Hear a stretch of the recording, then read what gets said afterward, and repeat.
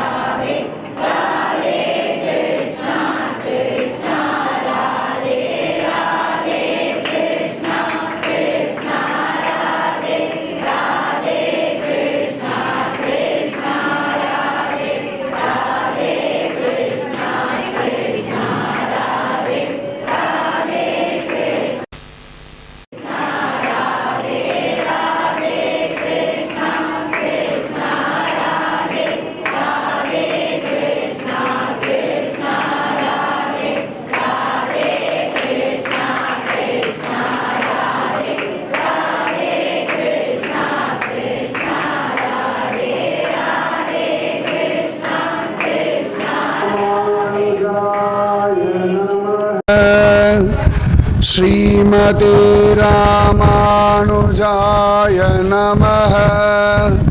श्रीमते रामानुजाय नमः।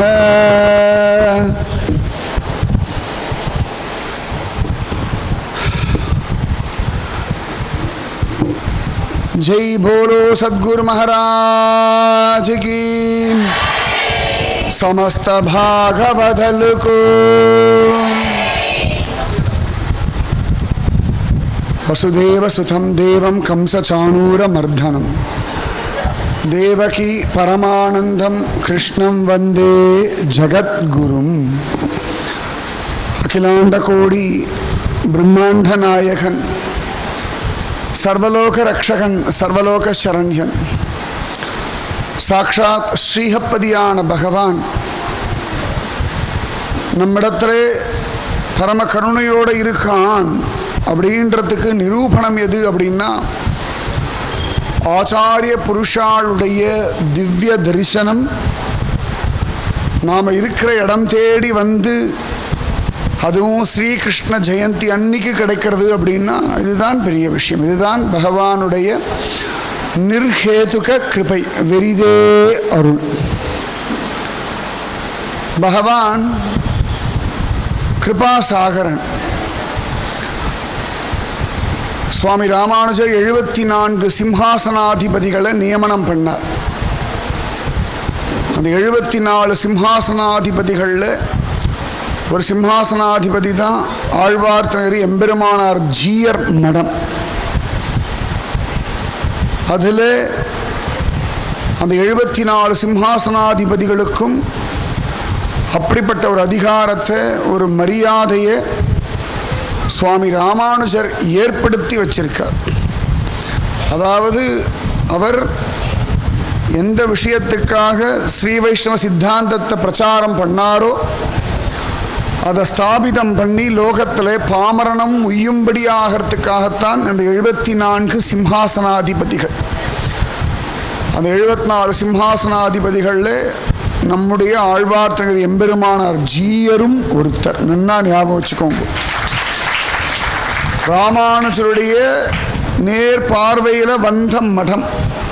அப்போ எவ்வளோ வசத்தின்னு பார்த்துக்கோங்க. அப்பேற்பட்ட ஒரு ஆச்சாரியனுடைய சந்நிதானத்திலே நமக்கு கிருஷ்ண ஜெயந்தி மகோத்சவத்தை கொண்டாடும்படியான ஒரு பாக்கியம் வாய்ச்சிருக்கு. அது பகவத் கிருபை. அதனால் எல்லாரும் ஆனந்தம். அதாவது காத்தாலேருந்து ஒவ்வொரு விஷயமா நமக்கு ஜாஸ்தி ஜாஸ்தி அப்படி கூடிண்டே வருது தெரியுமா ஆனந்தம்.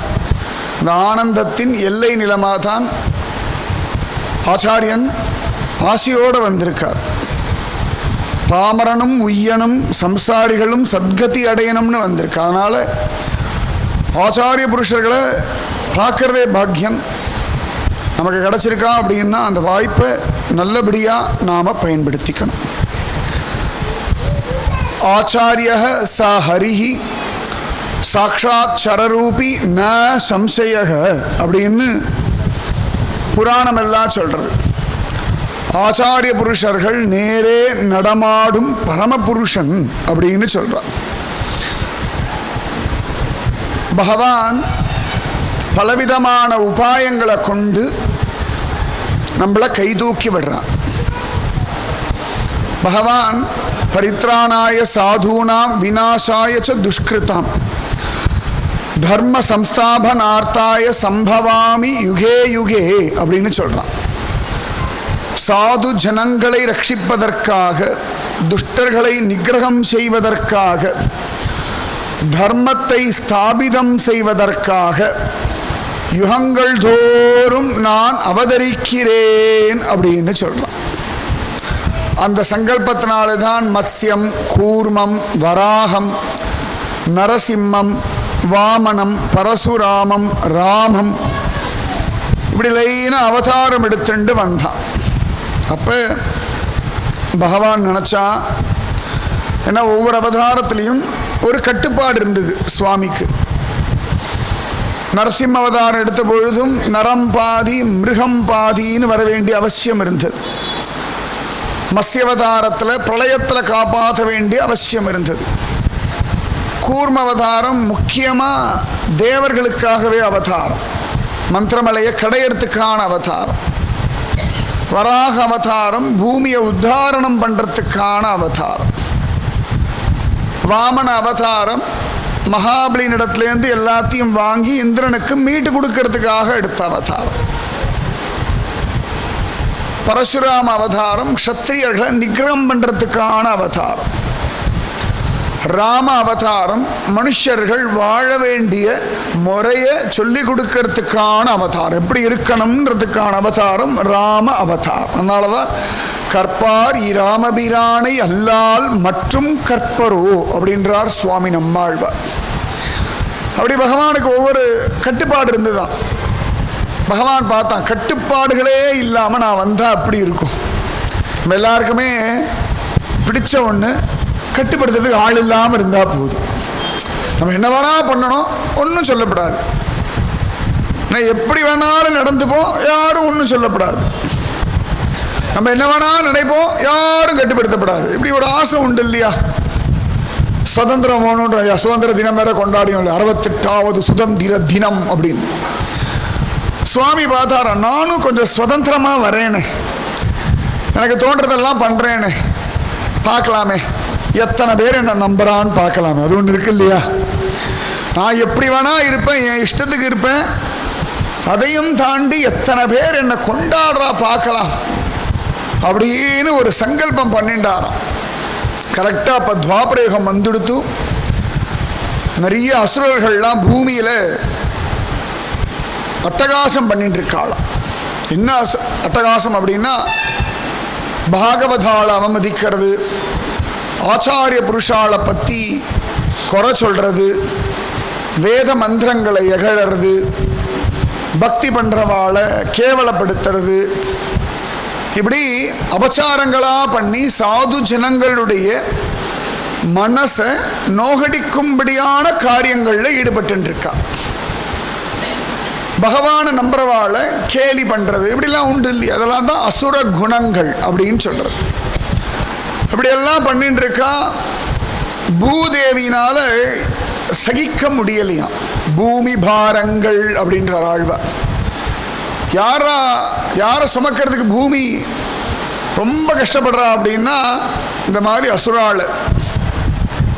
யார் பக்தி பண்ணுறாளோ, யார் நாமஜபம் பண்ணுறாளோ, யார் பாகவதாளோட இருக்காளோ, யார் பகவத் கைங்கரியம் பண்ணுறாளோ, யார் சத்சங்கம் அனுபவிக்கிறாளோ, அவர்கள்லாம் சுமக்கிறதுனா பூமி தேவிக்கு அப்பாடா அப்படின்னு இருக்கா.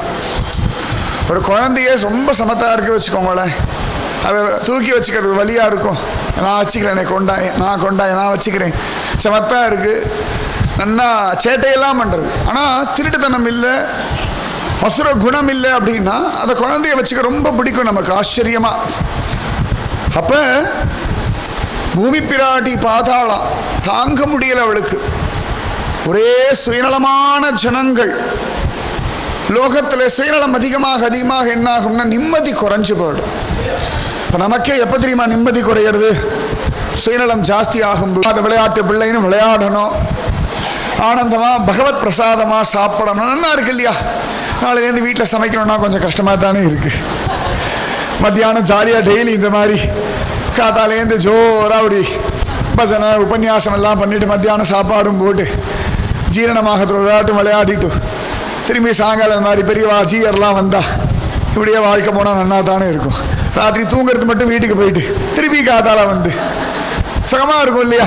அதுவும் காத்தால டிஃபன் ராத்திரி டிஃபன் கொடுத்தா இன்னும் நல்லா இருக்கும். போக வர காஃபி டீ எல்லாம் கொடுத்தா இன்னும் நல்லா தானே இருக்கும். நிஜமாவே ஒரு காலத்தில் பாரத பூமி அப்படி இருந்த பூமி தான். நல்லா ஞாபகம் வச்சுக்கோங்க. யாருக்குமே ஒரு குறைவில்லாமல் வாழ்ந்த ஒரு பூமி தான். அப்பப்போ ஒரு குறை வந்துடும் அசுராளுடைய ஆதிக்கத்தினாலே. அப்போ பிரம்மதேவர் சொன்னார், ரொம்ப நியாயமான பிரார்த்தனைம்மா, சத்தியமா ரொம்ப அழகு அப்படின்னு இவர் சொல்றதுக்குள்ள எல்லா தேவர்களும் வந்தா. சுவாமி எங்களுக்கெல்லாம் கூட சமாதானம் இல்லை, அவா லோகத்தில் இருக்கா, கைலாசத்தில் இருக்கார் சிவபெருமான், பிரம்மதேவர் சத்தியலோகத்தில் இருக்கா, இந்திரன் இந்திரலோகத்தில் இருக்கா. இப்போ நம்மெல்லாம் கூட நம்ம வீட்டில் இருக்கோம். ஒரு சமாதானம் வேணும் இல்லையா? இருக்கிற இடத்துல ஒரு நிம்மதி வேணும் இல்லையா? அப்பாடான்னு இன்னைக்கு பொழுது நல்ல பொழுதா போச்சுன்னு ஒரு சந்தோஷம் வேணும் இல்லையா? எல்லாருக்கும் இருக்கு. இந்திரனுக்கு ஒன்றும் குறவில்லை, மற்ற தேவர்களுக்கு ஒன்றும் குறவில்லை. ஆனால் மனசில் ஒரு சமாதானம் இல்லை, ஒரு சஞ்சலம், ஒரு துக்கம். அவளும் பிரார்த்திச்சுண்டா, பிரபு எங்களுக்கும் அந்த மாதிரி ஒரு துக்கம், ஒரு பாரம், ஒரு கவலை, ஒரு மனசஞ்சலம், ஒரு பயம், இதெல்லாம் இருக்கு. இதெல்லாம் தீரணமே சுவாமின்னு பிரார்த்திச்சுண்டா. ஏன்னா இவர் தானே எல்லாரையும் அனுப்புறார்.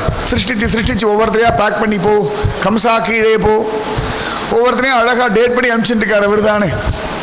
இப்போ எல்லாரும் பிரார்த்திச்சுட்ட உடனே பிரம்மதேவர் சொன்னார், எல்லாரும் பிரார்த்தனை பண்ண, ரொம்ப அழகான பிரார்த்தனை. ஆனால் பிரார்த்தனை பண்ண இடம் தப்பு, என்கிட்ட பண்ணப்படாது.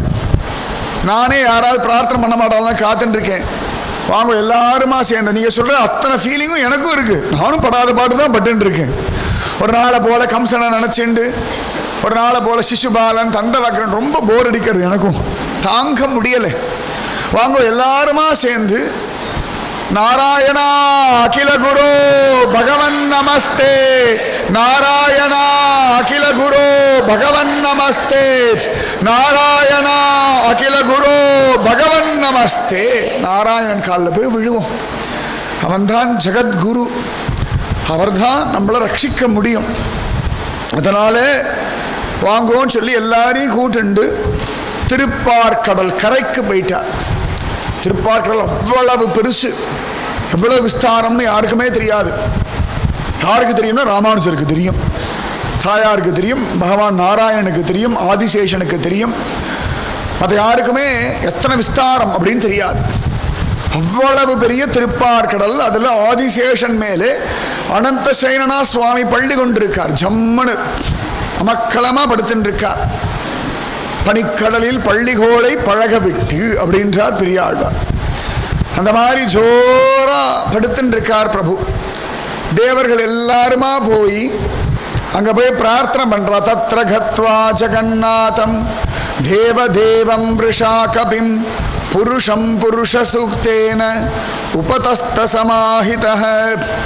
எல்லாரும் புருஷ சுக்த மந்திரத்தினாலே பகவானை ஆராதனை பண்றார்கள். எப்படி?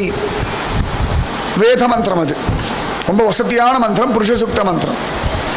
எப்படி நம்மெல்லாம் காத்தால பகவத்கீதை 12வது அத்தியாயம் ஸ்லோகம் சொல்லி சொல்லி பகவான் திருவடிகளில் ஒரு புஷ்பம் போட்டு ஆராதனை பண்ணோமோ, அதுபோல தேவர்கள்லாம் திருப்பார்கடல் கரையில் இருந்துண்டு அழகா பகவானை குறித்து ஆராதனை. பிரபோ காப்பாத்தனம், ரக்ஷமாம் சரணாகதம் அப்படின்னு அத்தனை பேரும் பகவானிடத்தில் போய் சரணாகதி பண்றார்கள். அப்படி சரணாகதி பண்ண உடனேயே பிரம்மதேவர் சொன்னார், நம்முடைய சரணாகதி பகவான் ஏற்றுனுட்டான், பிரத்யக்ஷமாக எனக்கு சொன்னான்னு சொல்லிட்டு வாசுதேவ கலா அனந்தகன்னு பகவான் எப்படி அவதாரம் பண்ண போறான்னு சொல்றார். ஜோரா வசுதேவ கிரகே சாட்சாத் பகவான் புருஷ பரஹ ஜனிஷ்யதே தத் பிரியார்த்தம் சம்பவந்து சுரஸ்திரியக. வசுதேவர்னு ஒரு ராஜா இருக்கார். அவருடைய வீட்டில் சுவாமி தானே பிறக்க போகிறார். இப்போ நம்மெல்லாம் அப்பா அம்மாவை டிசைட் பண்ணல, அப்பா அம்மாவும் நம்மளை டிசைட் பண்ணல, கர்மவினை டிசைட் பண்ணிடுத்து. இன்னாருக்கு இன்னார் அப்பா அம்மா, இன்னாருக்கு இவா குழந்தைகள், ஆண் குழந்தை பெண் குழந்தை எல்லாமே நம்முடைய கர்மவினை தீர்மானம் பண்ணிடுத்து. ஆனால் பகவத் விஷயத்தில் அப்படி இல்லை. பகவான் தீர்மானம் பண்ணிட்டா இந்த வாட்டி இனிஷியல் யாரை போடலான்னு யோசிக்கிறானா. முன்னாடி டி ராமன் அப்படின்னு போட்டுருந்தான், தசரத ராமன்னு சைன் போட்டுருந்தான். பகவான் பார்த்தான், இப்போ வேற யாரை வச்சு இனிஷியலாக போட்டுக்கலாம் அப்படின்னு நினச்சான். சரி வி கிருஷ்ணா அப்படின்னு போட்டுக்கலாம். வசுதேவரை தீர்மானம் பண்ணிட்டான். தன் தகப்பன் யாருன்றத சுவாமி தீர்மானிக்கிறார். அப்போ வசுதேவர் எவ்வளவு பெரியவராக இருந்திருப்பார் யோசனை பண்ணி பாருங்க. இப்போ ஒரு ஜென்மா வசுதேவரா பிறக்க வேண்டாமா? வசுதேவர் போல பாக்கியம் பண்ண வேண்டாமா? யாராவது ஆத்துக்கு வந்தா வசுதேவர், டே கிருஷ்ணா அப்பா அப்படின்னு ஒன்று, இவன் தான் என் பிள்ளை, ரொம்ப சேட்டைக்காரன், அநியாயம் பண்ணுறான், மாடு மேய்ச்சின்னு இருந்தான், பள்ளிக்கூடத்தை கொண்டு சேர்த்து விட்டு 64 நாள் திரும்பி வந்துவிட்டான், இவனுக்கு என்ன பண்ணுறதுன்னு எனக்கு தெரியலை. அப்புறம் வயசாகிருந்தா பொண்ணு பார்த்துட்டு இருக்கேன், என் பிள்ளை என் பிள்ளை என் பிள்ளை என் பிள்ளைன்னு அகிலாண்ட கோடி பிரம்மாண்ட நாயகனை தன் புத்திரனா பாவிக்கக்கூடிய அபிமானிக்கக்கூடிய ஒரு பாக்கியம் கிடைக்கிறதா சும்மாவா? அதுவும் குழந்தைக்கு பூனெல்லாம் போடும்பொழுது அப்பா தான் பிரதம குரு. அப்பாவுக்கு குழந்தை பாத பூஜை பண்ணணும். பரமாத்மாவுக்கு பூனல் போடுற சமயத்தில் பரமாத்மா வசுதேவருக்கு பாத பூஜை பண்ணுவான். அப்போ எப்பேற்பட்ட பாக்கியம் இருக்கணும் சொல்லுங்க. இன்னாருடைய புத்திரனுக்கு கல்யாணம்னு பத்திரிகைகளை போடுவோம். வசுதேவர் அண்ட் தேவகி அப்படின்னு போட்டுவிட்டு அழகா அவ பேரை போட்டு இவர்களுடைய குமாரன் திருநிறை செல்வன் கண்ணபிரானுக்கு அப்படின்னு போட வேண்டிய பாக்கியம் கிடைக்கிறதா இல்லையா? அப்ப அதுதானே வசத்தி, அதுதானே வசத்தி சொல்லுங்க. ஒரு கால் சரீரம் முடிஞ்சு கொடுத்து ஜென்மா முடிஞ்சு கொடுத்து கிளம்புறோம், எள்ளும் தண்ணியும் இறைக்கணும். கிருஷ்ணன் உட்காந்து சங்கல்பம் பண்ணிட்டு எள்ளும் தண்ணியும் நமக்கு இறைச்சான்னா வேற என்ன வேணும்? பிறந்ததுலேருந்து நம்முடைய ஜென்மா முழுக்க சாப்பல்யமாயிடுமா இல்லையா? அதுவும் பிள்ளைக்கு பிள்ளை பிறந்தா அப்பாவோட பேரை வைக்கணும். அப்ப கிருஷ்ணனுக்கு பிள்ளை பிறக்கும்பொழுது வசுதேவர்னு பேர் வைக்கணும் இல்ல? வசுதேவர் நேரடியாக சொல்ல முடியாது, வேற பேர் வச்சு கூப்பிடணும் இல்லையா? எங்க அப்பா பேர் தான் அவனுக்கு வச்சிருக்கேன். அப்ப இவ்வளவு சந்தோஷமும் ஒருத்தருக்கு கிடைக்கிறது அப்படின்னா எப்பேற்பட்ட பாக்கியம் பண்ணியிருப்பார். அதனாலதான் பிரம்மதேவர் அழுதுண்டே சொல்றார், வசுதேவ கிரஹே சாக்ஷாத் பகவான் புருஷ பரஹ ஜனிஷ்யதே. பகவான் இந்த தேவர்கள் யாரையும் தன் அப்பாவா செலக்ட் பண்ணலையும், தேவேனு பூமியில இருக்கிற வசுதேவரை தன் அப்பாவா செலக்ட் பண்றான்னா இப்ப எவ்வளவு நாம ஜெபம் வசுதேவர் பண்ணியிருப்பார். அதானே வேணும். அதுபோல ஒரு நாம ஜெபம் வசுதேவர் பண்றாராம். அதனால ஆச்சரியமா கண்ணன் செலக்ட் பண்ணிட்டானா, வசுதேவர் தான் எங்க அப்பா. வசுதேவ கிரஹே சாக்ஷாத் பகவான் புருஷ பரஹ ஜனிஷ்யதே. என்ன ஆச்சரியம்னா இங்க தேவகியை பத்தி பேச்சே கிடையாது. பகவான் அப்பாவை தான் முதல்ல செலக்ட் பண்றான். அதனால ஆம்பளைகள் தான் வசதி. நாங்கள்லாம் பெருமைப்படணும். முதல்ல அம்மாவை செலக்ட் பண்ணல பார்த்தா எங்கேயாவது தேவகி கிரகேன்னு சொன்னானா? வசுதேவ கிரஹே. அதனால ஆத்துக்காரிகள் எல்லாரும் ஒழுங்கா ஆத்துக்கார கொண்டாடுங்க, மரியாதையா நடந்துக்கோங்க. கிருஷ்ணன் வேணும்னா ஆஹா எத்தனை பேருக்கு ஆதங்கோ. கிருஷ்ணன் வேணும் அப்படின்னா ஆத்துக்கார ஒழுங்கா கவனிச்சுக்கணும். அப்பதான் கண்ணன் கிடைப்பான். வசுதேவ கிரஹே சாக்ஷாத் பகவான் புருஷ பரஹ ஜனிஷ்யதே. ராமவதாரத்தையும் முதல்ல பகவான் தசரதரை தான் செலக்ட் பண்றான், அதுக்கப்புறமா தான் கௌசல்யாவை செலக்ட் பண்றான். வசுதேவ கிரகத்துல பகவான் அவதாரம் பண்ண போறான். அவனுக்கு முன்னாடி பலராமர் அவதாரம் பண்ண போறார். பகவானுடைய காரியத்துக்காக யோகமாயை அவளும் அவதாரம் பண்ண போறார் அப்படின்னு உடனே எல்லா தேவர்களும் வசுதேவ வசுதேவ வசுதேவ வசுதேவ ஓம் நமோ பகவதே வசுதேவாய என்ற வாசுதேவாய் இல்லை, ஓம் நமோ பகவதே வசுதேவாய. ஏன்னா கண்ணனை பெத்துக்க போறாரு. கண்ணனுடைய அப்பான்னு ஒரு தகுதியை கண்ணன் தீர்மானம் பண்ணியிருக்கான். அவ்வளோ பெரியவர் பார்த்துக்கோங்க. உடனே எல்லாரும் அழகா சேவிச்சார்கள். அவரவர்களுடைய தான லோகத்துக்கு போனார்கள். அத்தனை பேரும் பூமியில வசுதேவரையே பார்த்துட்டு இருக்காங்க. ஏன்னா தேவர்களுக்காக வேண்டிய காரியம், மனுஷாளுக்காக வேண்டிய காரியம் எல்லாருக்கும் யாரை நம்பி இருக்கோம்னா கிருஷ்ணனை நம்பி இல்லை, வசுதேவரை நம்பி இருக்கும். நல்லா ஞாபகம் வச்சுக்கோங்க. வசுதேவர்ன்ற ஒரு மகாத்மா, ஒரு உத்தமமான பாகவதர், ஆச்சரியமான ஒரு ஆச்சாரியன். அவரை நம்பிதான் பகவானே இறங்குறான். ஆச்சாரிய புருஷால காரணம் கொண்டுதான் பகவான் நம்ம கிட்ட வரான். நல்லா ஞாபகம் வச்சுக்கோங்க. ஆச்சாரிய புருஷா இல்லைன்னா தெய்வம் கூப்பிடு தூரம் இல்லை, எத்தனை தடவை கூப்பிட்டாலும் பக்கத்தில் வராது. நல்லா ஞாபகம் வச்சுக்கோங்க. ராமானுஜா அகில குரு பகவன் நமஸ்தே, ராமானுஜா அகில குரு பகவன் நமஸ்தே, ராமானுஜா அகில குரு பகவன் நமஸ்தே. ராமானுஜரை கொண்டுதானே 108 திவ்ய தேசம், ராமானுஜரை கொண்டுதானே திவ்ய பிரபந்தங்கள், ராமானுஜரை கொண்டுதான் ஸ்ரீ ஜெயந்தி உற்சவம் வரைக்கும். அப்போ ஆச்சாரியர்கள் அவ்வளவு வசதி. வசுதேவர் ஆச்சரியமான ஒருத்தர். அதனால பகவான் செலக்ட் பண்ணிட்டான். வசுதேவருக்கு அழகா கல்யாணம் ஆகிறது. ஏற்கனவே கல்யாணமாகி ரோஹிணியின் மனைவி இருக்கா. அவருக்கு ராஜாவா இருக்கிறதுனால நிறைய கல்யாணம் பண்ணிக்கலாம். இந்த பகவான் சொல்லி சங்கல்பம் பண்ணா பாருங்கோ, வசுதேவருடைய வீட்டில் பிறக்க போறேன்னு சங்கல்பம் பண்ணா பாருங்கோ. அப்படி சங்கல்பம் பண்ண சமயத்தில் இங்க வசுதேவருக்கும் தேவகிக்கும் கல்யாணம் ஆயிடுச்சு. அதனால தேவகிக்கு ஒரு ஏற்றம் கிடைச்சது. எப்போ பார்த்தாலும் நான் தேவகி யசோதியை கொண்டாடிட்டு இருந்தா, வசுதேவரையும் கொண்டாடணும். ஏன்னா அவ்வளோ வசதி வசுதேவர். தேவகி யசோதை குறைச்சல்னு கிடையாது. அழகா தேவகியோட வசுதேவருக்கு கல்யாணம் ஆகிறது. கம்சனுடைய சகோதரி தேவகி. எவ்வளோ தைரியம் வேணும் கம்சன் வீட்டிலெல்லாம் சம்பந்தம் பண்ணுறதுக்கு. அநியாயத்துக்கு தைரியம் வேணும், நியாயமான தைரியம்லாம் இல்லை. பார்த்துக்கலாம் போ. நம்மெல்லாம் ஒரு கல்யாணம் பண்ணுறோன்னா எல்லாரையும் விசாரிப்போம் இல்லையா? முதல்ல குடும்பம் எப்படி, சுற்றி வட்ட மனுஷா எப்படி, அதெல்லாம் சரியா இருந்தால் தான் பொண்ணு எடுப்போம், பொண்ணை கொடுப்போம். இவர் என்ன தைரியத்தில் போய் எடுக்கிறாருன்னா, என் பகவான் இருக்கா. தேவகி உத்தமி, சிப்பிக்குள் முத்து மாறி சேற்றில் மலர்ந்த செந்தாமரை மாறி தேவகி ஆச்சரியமானவள். பகவத் பக்தைன்னு அவருக்கு அழகான ஒரு நம்பிக்கை. அதனால கல்யாணம் ஆயிடுச்சு. கல்யாணம் ஆயாச்சு. கம்சனே ரத சாரத்தியம் பண்றான். எல்லாரும் பார்க்கறா. பாவம் வசுதேவர் இவாத்துல போய் சம்பந்தம் எடுத்திருக்கார், என்ன ஆக போறான்னு தெரியல, இந்த கம்சன் என்ன பாடுபடுத்துவான்னு தெரியலையே அப்படின்னு நினைக்கிறான். அழகா ரத சாரத்தியம் கம்சன் பண்ணிட்டு இருக்கான். அப்பொழுதே ஒரு அசரீரி சப்தம் சொல்லிடுத்து, அடே மூடா கம்சா, தேவகியினுடைய கர்ப்பத்தில் வரக்கூடிய 8வது குழந்தை உனக்கு யமன். இவ்வளவுதான் சொல்லித்து. கம்சனுக்கு மூளை இல்லை. உடனே கத்தி எடுத்து தேவகியை வெட்ட போறான். வசுதேவரெல்லாம் வெட்டியிருக்கணும். தொந்தரவு முடிஞ்சது இல்லையா? அதோட முடிஞ்சது. எவ்வளவு முட்டாள் பார்த்துக்கோங்க. நேர கத்தியை எடுத்தான், தேவகி தலைமுடியை பிடிச்சா வெட்ட போயிட்டான். ஒரே சீவு. வசுதேவர் தலையை சீவி இருந்தா தொந்தரவே இல்லை பாருங்க, பாருங்க ஆத்துல ஓரத்தில் உட்காந்துருவா, அவ்வளவுதானே. ஆனா அவனுக்கு அது யோசிக்க முடியல பாருங்க. அதுதான் வசுதேவருடைய தபோ பலம். பகவான் எப்படி அவர் கூட இருக்கான்னு பார்த்துக்கோங்க. இதே கம்சன் எத்தனையோ பேர் அபகரிச்சிருக்கான். ஆனா அந்த கம்சனுக்கு இப்ப வசுதேவரை வதம் பண்ணணும்னு தோணல, தேவகியை கொண்டு போட்டுடலாம்னு தோணிடுத்து. அவனுக்கு தெரியல வசுதேவர் மூலமா தான் ஆச்சரியமா கிருஷ்ண அவதாரம் நடக்க போறதுன்னு அவனுக்கு தெரியல.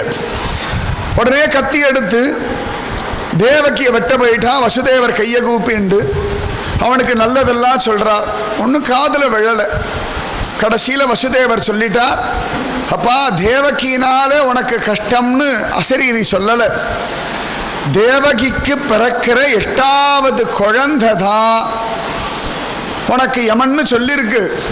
அதனால தேவகிக்கு பிறக்கிற அத்தனை குழந்தையையும் உன்கிட்ட கொடுத்துடுறேன்னுட்டாராம். கம்சன் பார்த்தான், இது நன்னா இருக்கே, வாஸ்தவம் தான், தொந்தரவே இல்லைன்னு சொல்லி ஒத்துனுட்டான். வசுதேவர் தேவகி அழிச்சுட்டு வந்துட்டார். தேவகிக்கு துக்கம் நெஞ்சு அடைக்கிறது. கல்யாணம் ஆயிருக்கு, அப்பதான் இன்னும் சாந்தி முகூர்த்தம் கூட ஆகலை. ஆனால் பிறக்கிற குழந்தையெல்லாம் கம்சனுக்கு அர்ப்பிக்கிறேன்றார். எல்லாருமே குழந்தை பிறக்கிறதுக்கு முன்னாடி பகவானே குழந்தை நல்லபடியாக பிறந்தா அவன் சன்னிதானத்துக்கு அழிச்சுட்டு வரேன் எல்லாம் பிரார்த்திச்சுப்போம். இங்கே குழந்தை பிறக்கிறதுக்கு முன்னாடியே ஒரு என்ன சொல்லிட்டார், எல்லா குழந்தையும் கம்சனுக்கு கொடுக்குறேன்னுட்டார். தேவகி கதறா, அழறா, துடிக்கிற. அவர் அம்மாவுக்கு தானே இந்த வலி தெரியும். அவள் இன்னும் தாய்மைனா என்னன்னு கூட அவளுக்கு தெரியாது. பெண் அவ்வளோதான். அப்போ ஆச்சரியமா தேவகி இப்படி பார்க்கிறா. வசுதேவர் சொன்னார், அம்மா கவலைப்படாதேம்மா, அசரீரி சொல்லியிருக்கு 8 குழந்தையும் கொடுக்குறோன்னு சொல்லிட்டோம். அந்த 8 குழந்தைகளும் அவனால தான் மரணம் அடையணும்னு அதுங்களுக்கு விதி இருந்தால் தடுக்க முடியாது. ஒருவேளை அசரீரி சொல்கிற மாதிரி நம்முடைய 8வது குழந்தை தான் கம்சனுக்கு யமன்னா அதையும் நம்ம மாற்ற முடியாது. கவலைப்படாத, எது நடந்ததோ நல்லாவே நடந்தது, எது நடக்கிறதோ அது நல்லதுக்கு தான், எது நடக்க இருக்கிறதோ அதுவும் நன்மைக்கு தான்.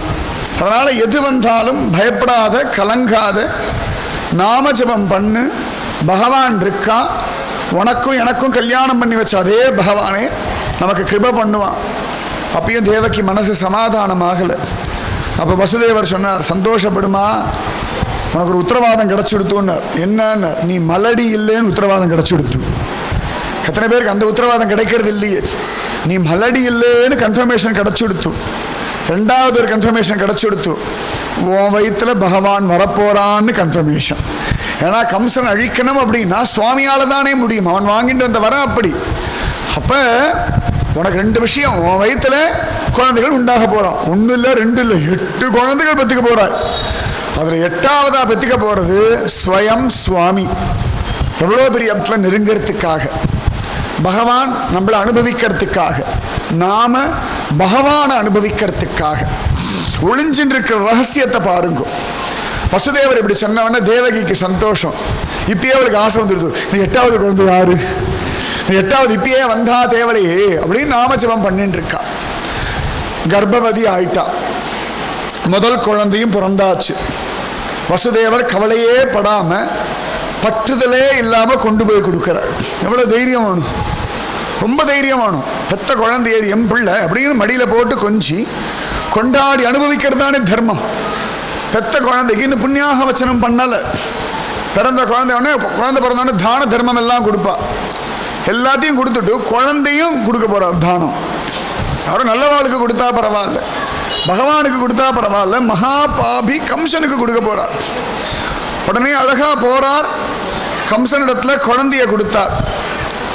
கம்சன் பார்த்தா, இல்லை இல்லை எனக்கு இது வேண்டாம், அசரீரி 8 குழந்தையும் சொல்லலை, 8வது குழந்தை தான் சொல்லியிருக்கு, அதனால நீங்களே வச்சுக்கோங்கன்னுட்டான்.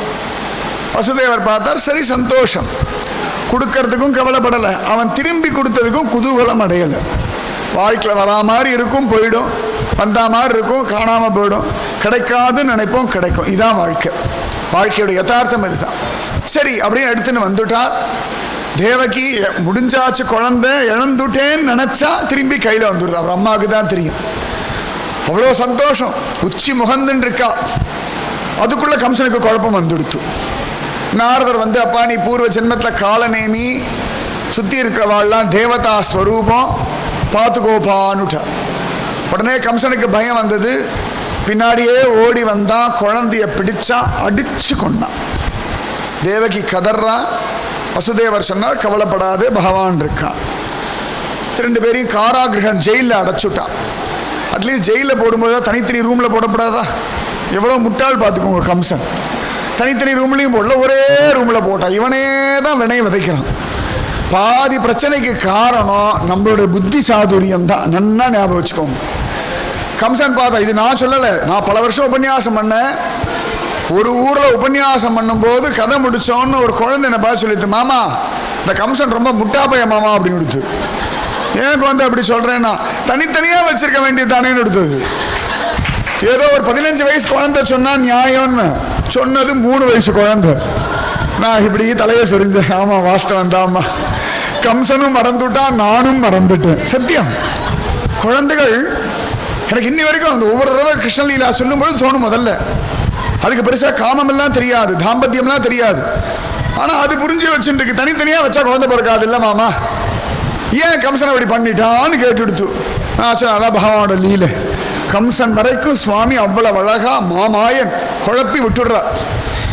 2வது குழந்தை பிறந்தது, அதையும் கம்சன் அபகரிச்சுண்டான். 1 2 3 4 5 6 6 குழந்தைகளையும் இழந்துட்டான். ஆனால் பக்தி இழக்கலை, பகவானை இழக்கலை, நாம ஜபத்தை இழக்கலை. இப்போ கூட விளையாடினோம் ஒவ்வொருத்தராக அந்த மியூசிக்கல் சேரில் தோத்தான்னும், ஆனால் ஜெயிச்சுட்டே இருந்தான். தோக்குறவ ஒவ்வொருத்தருக்கும் ஒரு விசேஷமாக ஒன்று கிடைச்சதுன்னு கண் கூட நீங்கள் தானே பார்த்து. அந்த மாதிரி ஏதோ ஒன்று இழக்கிறோம் அப்படின்னா அதை விட பெரிய லாபமாக ஒன்று கிடைக்கும். சத்தியமாக எனக்கு குழந்தை ஒருத்தி தெரிஞ்ச குழந்தை, அவள் கல்யாணம் ஆச்சு, டக்குன்னு கர்ப்பவதி ஆயிட்டா. கொஞ்ச நாளில் அந்த குழந்தை களைஞ்சு எடுத்து. அப்போ எனக்கு ஃபோன் பண்ணான். நான் சொன்னேம்மா எல்லாம் நன்மைக்கே, பகவான் இருக்கான், கவலைப்படாது. அப்போ உடனே ஒரு வார்த்தை சொன்னாது, அது கிருஷ்ண பக்தனாக இருக்காது, அதனால் போயிடுத்து, எனக்கு கிருஷ்ண பக்தன் வேணும், அதனால தான். என் கண்ணில் கண்ணீர் வந்தது, சத்தியமாக சொல்கிறேன். அது கிருஷ்ண பக்தனாக இருக்காது குருஜி, அதுக்கு ஏதோ என்னோட கர்ம ஜென்ம வீணா, அதுக்கும் எனக்கும் நல்ல வேலை இதோட முடிஞ்சு கொடுத்து. அவ சொன்னா அப்படிதான், இதோட முடிஞ்சு கொடுத்து. சத்தியமா பகவான் எனக்கு ஒரு கிருஷ்ண பக்தனை கொடுப்பான்னா பாருங்க, சத்தியமா பகவான் கொடுப்பான், சந்தேகமே கிடையாது. சத்தியம் வீண் போகாது. பகவானை நம்பினவர்கள் தோத்து போக மாட்டார்கள். எல்லாத்துக்கும் ஒரு காரணம் இருக்கு. ஒவ்வொரு நஷ்டம், ஒவ்வொரு இழப்புக்கும் ஏதோ ஒரு காரணம் இருக்கு. நிஜமா சொல்றேன், நிஜமா சொல்றேன். நான் நிறைய பார்த்துருக்கேன்.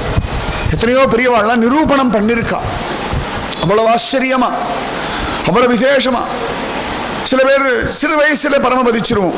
அது என்னடான்னா பகவானுக்கு பிடிச்சிருக்கு அழிச்சுட்டு போயிட்டான். பராசர பட்டரெல்லாம் சின்ன வயசுல போயிடுறார். அப்போ ஒரு தம்பி அழறார். அப்போ பராசர பட்டருடைய அம்மா சொல்றா, ஏண்டா அவன் வைகுந்தம் அடைஞ்சுட்டான், பொறாமையில் அழறியான்னார். தம்பி பார்க்குறார், பெத்த தாய்க்கு தானே வலி தெரியும். ஆனால் அவர் சொல்லி, அந்த அம்மா சொல்றா, என்னடா வைகுந்தம் அவன் கன்ஃபார்மாக போயிட்டான், அவன் ஸ்ரீரங்கநாதனுடைய ஸ்வீகார புத்திரன், அவன் ஸ்ரீரங்கத்தை விட்டு வைகுந்தம் போயிட்டான்னு பொறாமையில் அழறியோ நீ, அவனோட போகணும்னு தோணலையேன்னுட்டான் ஒரு அம்மா. என்ன வைராக்கியம் வேணும், என்ன தைரியம் வேணும். சத்தியம். தேவகி 6 குழந்தைகளை இழந்துட்டா. எல்லாத்தையுமே கிருஷ்ணார்ப்பணம் கிருஷ்ணார்ப்பணம் கிருஷ்ணார்ப்பணம் வசுதேவரை தான் சொன்னார். இழந்துட்டியாமா, கிருஷ்ணனுக்கு கொடுத்தேன். எதை தொலைச்சேளோ, எதை இழந்தேளோ, எதை நஷ்டப்பட்டேளோ அதை கிருஷ்ணனுக்கு கொடுத்தேன்னு விட்டுடுங்க. சத்தியமா சொல்றேன். காயேன வாச்சா மனசேந்திரியைர்வா புத்தியாத்மனாவா பிரகிருதே ஸ்வபாவாத் கரோமி அத்திய சகலம் பரஸ்மை நாராயணாய இது சமர்ப்பயான். என்ன தொலைச்சேலோ, என்ன இழந்தேளோ, எது திருடு போச்சோ, எது அபகரிச்சுண்டாலோ அது எல்லாத்தையும் கண்ணனுக்கு கொடுத்துட்டேன்னு கொடுத்துருங்கோ. நிச்சயமா அதோட காரணம் ஒரு நாள் புரியும். அந்த மாதிரி 6 குழந்தைகளை இழந்துட்டா. 7வதாக ஸ்வயம் பகவானுடைய ஆதிசேஷன் ஆனந்தமா வந்தார். தேவகி கர்ப்பத்தில் அமக்களமா வந்து உக்காந்துட்டார்.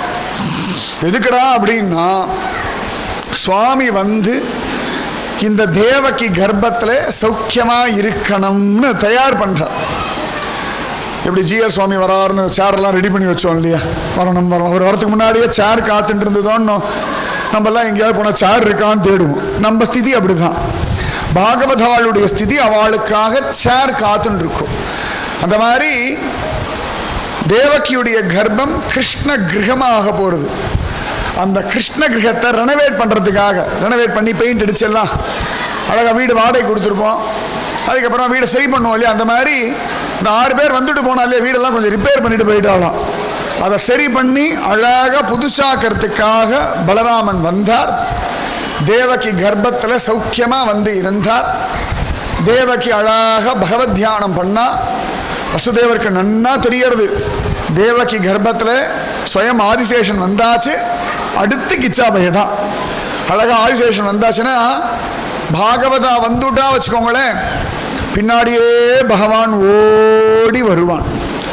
எப்படி நாமதேவர் வந்தா பின்னாடியே பாண்டரங்கன் ஓடி வருவானோ, எப்படி ஜெயதேவர் வந்தா பின்னாடியே பூரி ஜெகநாதன் ஓடி வருவானோ, எப்படி ஏகநாதரை தேடிண்டு துவாரகாதீசன் ஓடி வந்தானோ, அதுபோல பாகவதா வந்தாச்சு அப்படின்னா, ஆச்சாரிய புருஷா வந்தாச்சுன்னா சத்தியமா பகவான் வந்தே ஆகணும்.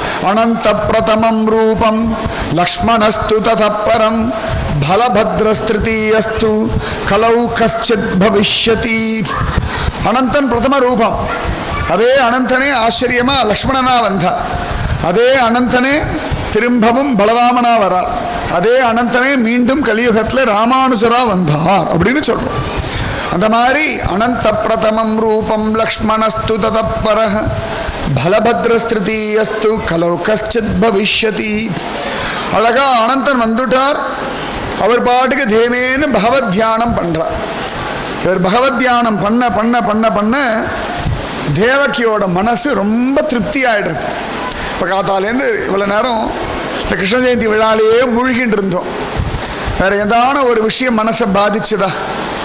யாராவது ஃபோன் பண்ணா கூட ஜெயந்தி ஃபங்க்ஷனில் இருக்கு அப்புறம் பேசுகிறேன் வச்சிரும், உடனே கட் பண்ண வருது இல்லை.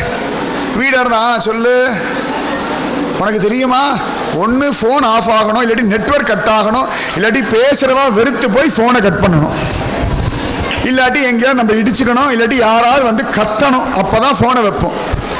ஆனால் எனக்கு என்ன சந்தோஷம்னா ஸ்ரீ ஜெயந்திக்கு ஒரு குட்டி சாத்தான் கூட கத்தவே இல்லை. ஏண்டா அப்படின்னா எல்லாரும் கிருஷ்ணனோட பிஸியாக இருந்தோம் பார்த்தேளா. அதாவது டெலிஃபோன் கூட நம்மளை பாதிக்காது. நம்ம கிருஷ்ணன் பக்கத்தில் போயிட்டோம்னா எதெல்லாம் நமக்கு ரொம்ப வேண்டப்பட்டதோ அதெல்லாம் கூட ஓரம் தடுறோம் பார்த்தேளா. அப்புறம் பேசுகிறேன், நாளைக்கு பேசுகிறேன், இன்னைக்கு பிஸியாக இருக்கேன்னு சொல்ல முடியறதுனா அப்போ கிருஷ்ணனோட இருந்தால் யாரும் நம்மளை தொந்தரவு பண்ண மாட்டான்.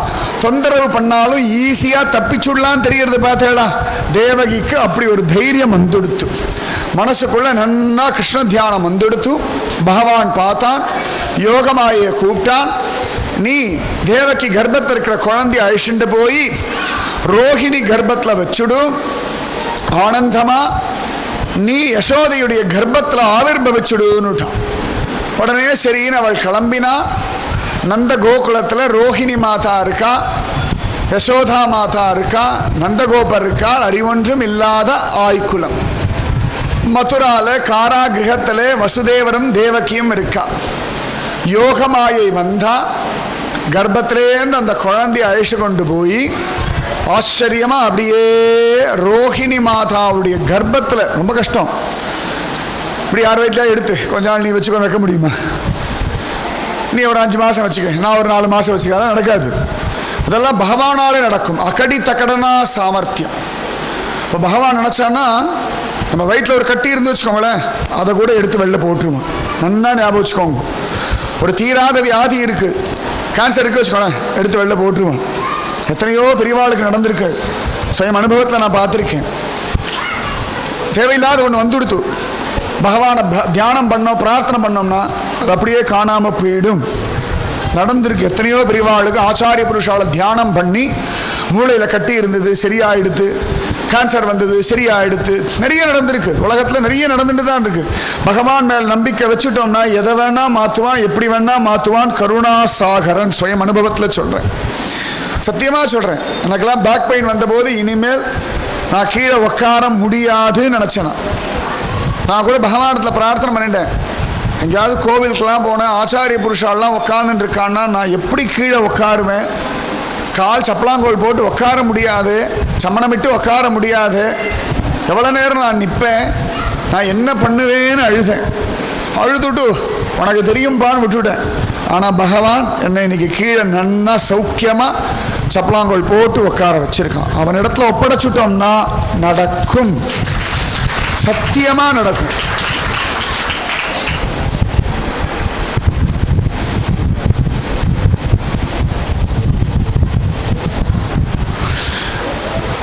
நானும் சுவாமிலாம் யாத்திரைக்கு போனோம். அந்த அனுபவத்தை சுவாமி சொல்கிறார். நிஜமாவே பகவானோட அந்த கருணை. பஸ்ஸில் அவ்வளோ தூரம் ட்ராவல் பண்ணேன், அப்போ கூட எனக்கு பேக் பெயின் வரல. சுவாமியோட தான் ட்ராவல் பண்ணிகிட்டே இருந்தேன். ராத்திரி 12 மணிக்கெல்லாம் சுகஸ்தலில் போய் பாகவதம் சொன்னேன். ராத்திரி 12 மணிக்கு குருக்ஷேத்திரத்தில் பீஷ்மர் முக்தி அந்த இடத்துல சகஸ்ரநாமம் சொன்னோம். எப்படா அப்படின்னா ஆச்சாரிய புருஷாளுடைய கிருபை. சத்தியமா வீண் போகாத கிருபை, ஆச்சாரிய கிருபை. பலராமன் அழகான ஒரு ஆச்சாரியன். ஊதர் மாதிரி சொல்லிட்டு ஊதுமா, சில பேர் பயந்துடுறான். அது பாஞ்சஜன்ய ஊதுற மாதிரி ஒரு பாவம். அதனால நீங்க சங்கநாதம் முழங்குறதுன்னு தான் பாவிச்சுக்கணும். தப்பா பாவிச்சா உங்க தப்பு. எத் பாவம் தத் பவதி. என் குழந்தைய நான் விட்டு கொடுக்க முடியாது, கஷ்டப்பட்டு காத்தாலேருந்து ஊதின்னு இருக்கா. காத்தால 8 மணிலேருந்து ஊத ஆரம்பிச்ச சங்கு ஊதிட்டே இருக்கா. அப்ப அந்த பாகவதாளுடைய சம்பந்தம் நன்மை பயக்கும். அழகா ரோகிணி கர்ப்பத்தில் கொண்டு போய் இந்த பலராமனை வச்சாச்சு. ரோகிணி கர்ப்பவதியானா கொஞ்ச நாள்ல யசோ